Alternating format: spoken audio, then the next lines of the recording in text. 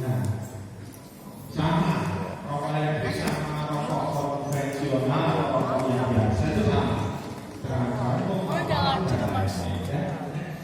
Kesimpulannya ini sama-sama berbahaya. Jadi buat adik-adik yang belum mencoba, jangan coba. Ya.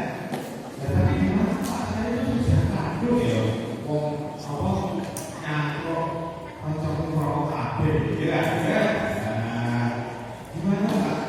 Di puskesmas ada upaya berhenti merokok. Jadi kalau ingin mengurangi, jangan puskesmas nggak harus sama orang tua, ya, gitu. Sama apa namanya? Ada boleh, ya. Nah, jangan apa berhenti merokok, berhenti berani. Yang bisa dilakukan apa? Mengurangi. Tahap awal mengurangi. Ya, misalkan bapaknya atau mas kakaknya di rumah merokok, tolong mas, pak, jangan merokok di dalam rumah. Ya, karena apa?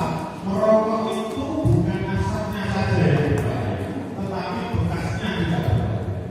Ya, bekasnya itu apa? Yang karena bekasnya itu dihirup sama perokok pasif. Perokok pasif adalah perokok yang tidak langsung menggunakan produk rokok.